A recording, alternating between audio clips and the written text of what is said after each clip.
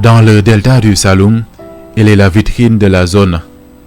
Ici, elle vaut mieux qu'un gisement de pétrole, d'or ou autre trésor. Certains l'appellent même le trésor vert. Pour admirer sa beauté, il faut embarquer à bord d'une pirogue et se laisser emporter sur ses allées. Donc, comme nous l'avons dit, élevage, la mangrove est l'identité du delta du Saloum. Et pour mesurer l'ampleur de sa richesse, il faut se rendre dans la zone de Toubacouta, abritant la réserve de l'aire marine protégée de Bambung. Derrière ces eaux vertes, une mine de biodiversité au profit des populations. À l'intérieur de l'AMP, il y a toujours une présence en quantité, en taille de certaines espèces. D'ailleurs, si vous allez au marché, il y a des espèces de poissons ou bien certaines tailles. Quand on les voit, on te dit, ah toi, tu es entré à Bambung hier. Hein? Voilà. Donc, d'où l'importance de bien préserver cet écosystème et de le faire avec les communautés sourdes.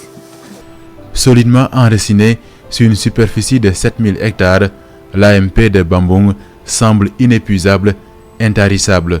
Mais face au changement climatique et à la menace humaine, il fallait vite réagir. Et pour porter le combat sur le terrain, des organisations écologiques comme Wheatland International. Donc à côté de toute cette dimension technique de formation et d'accompagnement pour ces acteurs, nous essayons de faire en sorte qu'ils puissent avoir d'autres sources de revenus complémentaires ou supplémentaires pour réduire la pression sur les ressources naturelles. Dans le combat de la préservation de la mangrove, les femmes du village d'Assimale Serer sont érigées en exemple. Il faut dire qu'elles n'avaient plus le choix. C'est une question de survie. Toutes leurs activités économiques tournent autour de cette ressource.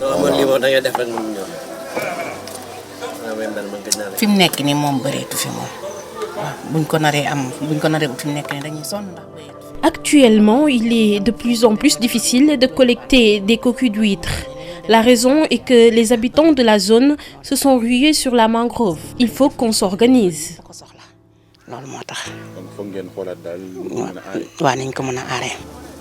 Pour influer sur les choix des politiques publiques de la zone, inciter les populations à redoubler d'efforts dans la protection de cette merveille, Wheatland et l'Institut international pour le développement durable ont mené une étude. La conclusion parle d'elle-même. L'apport des mangroves est évalué à 964 milliards de francs CFA sur une période de 10 ans. Donc ici, c'est le reposoir des oiseaux.